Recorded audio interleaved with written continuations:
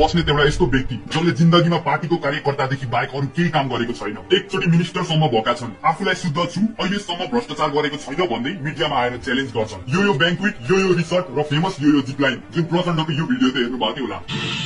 यो सब उनकै प्रोपर्टी हो। एउटा पार्टीको कर्मचारी मात्रै भएर यस्तो प्रोपर्टी कसरी आयो? उनको छोराले नि केही काम गर्दैनन्, तर इन्टरनेशनल ट्रिप जान्छ, लग्जरियस होटलमा बस्छ र उसको लाइफस्टाइल देखेर छक्क परिन्छ। एउटा अननोन व्यक्तिले रेडिटमा पोस्ट लेख्छन्, आफूलाई बस्नेतको छिमेकी भन्दै स्ट्याटस लेखेर भन्छन् ज्ञानटु भक्तपुरमा उनकै रात चल्छ। त्यहाँको लोकल जनताले अन्धा भक्ता जस्तो सपोर्ट गर्छन् उसलाई। वडा स्टाफ उनकै गोजीमा छन्, सरकारी कर्मचारीहरू उसकै आफन्तहरू छन्। वडा कार्यालयको चिफ उसको साथी हो। त्यहाँको लोकल पुलिसले केही कारण नभई तपाईले रोक्न सक्छ। उसको नेटवर्क यति साह्रो स्ट्रङ छ गभर्नमेन्ट भित्र। त्यहाँको लोकल दोकानदार अरू उनका गुण्डाहरूले बाटोमा पेट्रोल छर्किन, कसैलाई धम्की दिन र हात उठाउन एकचोटि पनि सोच्दैन यदि कसैले बस्नेतको खिलाफ केही बोल्यो भने। उनले भन्छन् एउटा केटाले अस्ति बस्नेतको एगेन्स्टमा प्रोटेस्ट हुँदै गर्दा लाइभ स्ट्रिम गर्दै थियो। यो मान्छेलाई त्यहाँ गाउँको सारा मान्छेहरूले गद्दार हो, यो धोकेबाज हो, यो भने टेररिस्टसम्म भने। त्यति साह्रो सपोर्ट गर्छन् त्यहाँको मान्छेहरूले बस्नेतलाई। बस्नेतले पावर लाएर मान्छेहरूलाई बचाइदिने र मान्छेहरूले त्यसको बदलामा उसलाई सहयोग गर्ने गर्छन्। बस्नेतले उनीसँग भएको पावर मजाले प्रयोग गर्छन्। उनको छोरीको बिहेमा घाटा घरदेखि थिमी जाने मेन हाइवे बिहान 11 बजीदेखि 5 बजीसम्म बन्द गरियो। त्यहाँ पुलिस बसेको थियो, लोकललाई जान दिएन।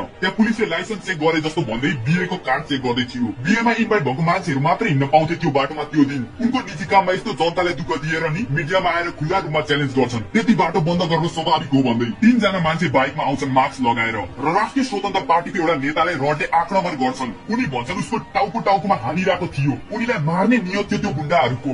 10 वटा टाका लगाएर मात्रै उ बाँचे। ती घाइते नेता हुन् बाटन भण्डारी। केही दिन अघि एमाले र बस्नेतको खिलाफमा केही इन्टरभ्यूहरू दिएका थिए। केपी ओलीलाई लाज नलाग्ला, केपी ओली अहिले आफै नाटक गरिरहेका छन्, आफै नाङ्गो छन्। केपी ओलीका आसेपासेहरू त उनीहरू केपी ओलीले मारा हजुरबडाहरू कोही पनि छैन भनेर बसिरहेको। त्यहाँदेखि उनीलाई कल र धम्कीहरू आइरहेको थियो त्यो इन्टरभ्यूले गर्दा। उनीले स्वयं भनेका छन् बस्नेतले नै उमाथि ज्यानमारा प्रहार गरेको हो। उहाँकै नाम लिएर फोन गर्नुभएको थियो, धम्की थियो। टाउकोमा जुन प्रकारको हमला थियो त्यो ज्यानमार्ने उद्देश्यले थियो। यस्तो ठुलो नेतालाई यस्तो खतरा हुन सक्छ भने हामी जस्तो आम नागरिकले उसको खिलाफ बोल्यौं भने हाम्रो के हुन्छ?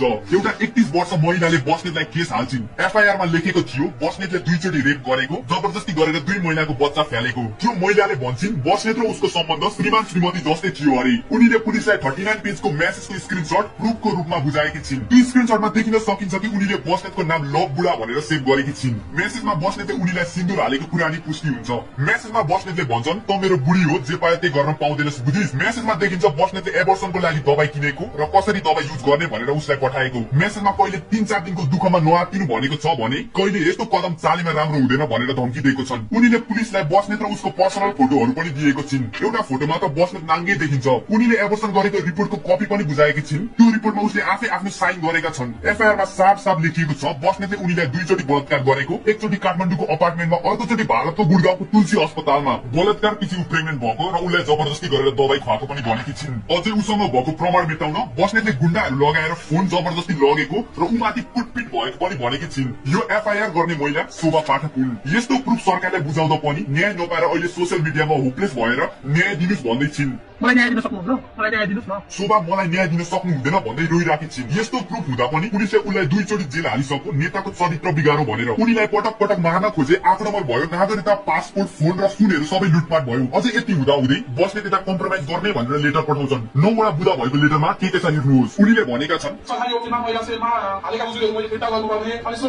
हुँदा हुँदै बस्नेत यता कम्प्रोमाइज गर्ने भनेर लेटर पठाउँछन्। 9 वटा बुदा भएको लेटरमा के चाहिँ लेख्नुहोस्? उनीले भनेका छन्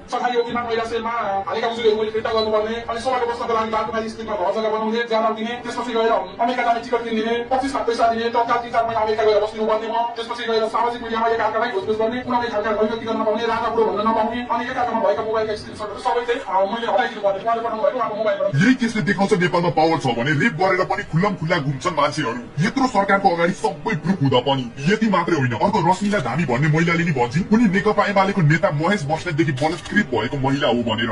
नेकपा एमालेका युवा नेता भन्ने अलमोडबाट बलात्कृत महिला हो। रश्मिलाको अनुसार बस्नेतले उसको इच्छा विपरीत गएर जबरजस्ती गर्छन्। उनीले हुँदैन भन्दा पनि उनीले त तपाईँ मेरो दाइ हो, अभिभावक हो भन्दै थिइन्। मलाई नगर्नु यस्तो लाज लागिरहेछ, मलाई अड लागिरहेछ भनेको मानेन।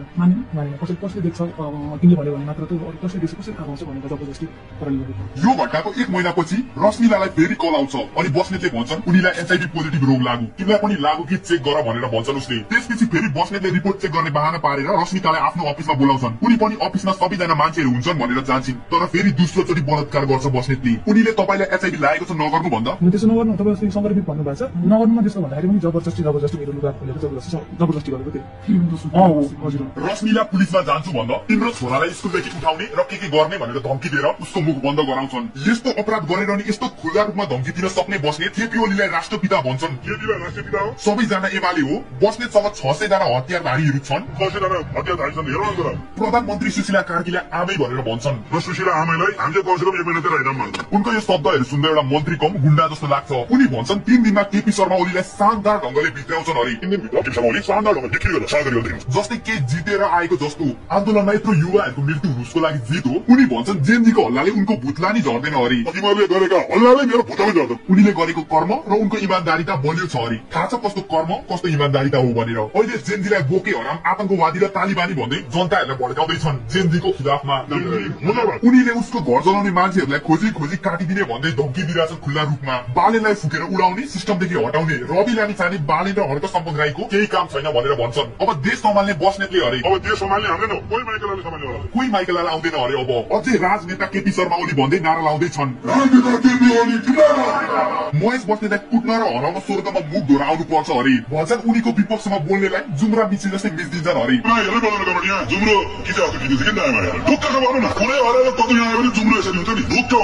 यो सब बस्नेतको मुखदेखि निक्लेको शब्दहरू हो। यस्तो यस्तो अपराध गरेर गुण्डागर्दी गरेर खुल्ला रूपमा च्यालेन्ज दिएर हिँड्ने मान्छे नि छन् हाम्रो सरकारमा। केपी बाले सपोर्ट दिने भन्दैमा जे गर्न पाइन्छ। यस्तो मान्छेमा डर भन्ने यति नै हुँदैन किनभने कहिले आफूले गरेको गल्तीको सजाय पाएकै छैन। कहाँदेखि हुन्थ्यो त डर। अहिले केपी ओलीले राजीनामा दिएर ऊ एकदम डरमा छन्। यदि सरकारले उनको केस पामेलीमा गएको फेरि रिओपन गरौँ भने ऊ जेलमा जान फिक्स्ड हो। उनीलाई कसैले पनि बचाउन सक्दैन र हाम्रो दिदीहरूले बल्ल न्याय पाउनुहुन्छ। त्यही भएर ऊ अहिले नेपालको सारा जनताहरूलाई जेनजी आतंकवादी भन्दै भड्काउँदैछन्। मान्छेले जेनजीलाई नराम्रो सोचेर पार्टीलाई सपोर्ट गरोस् र अब आउने फागुनको चुनावमा उनीहरू पावरमा आओस् भनेर। हामीले यति कुरा बुझ्नुपर्छ कि अब आउने चुनावमा एमाले जित्यो भने यो मान्छे पावरमा आउँछ। यसले कहिले आफूले गरेको कर्मको सजाय पाउँदैन। हामीसँग यही लास्ट चान्स छ हाम्रो दिदीहरूलाई न्याय दिलाउने र यस्तो भ्रष्टाचारी मान्छेहरू यस्तो गुण्डाहरूलाई हाम्रो सरकारदेखि निकाल्ने। त्यही भएर अब के गर्नुपर्छ यो चुनावमा सोच समेटेर मात्रै आफ्नो भोट दिनु होला एकदम धेरै विचार गरेर। यदि अझै पनि तपाईँको बाउमा पार्टीको झण्डा बोक्दै थाप्दै हिँड्दै हुनुहुन्छ भने तपाईँको बाउमा अस्ति मर्ने हाम्रो त्यो युवा शहीदहरूको अपहेलना गर्दै हुनुहुन्छ। हामीलाई सरकारमा जानुवार चाहिएको छैन।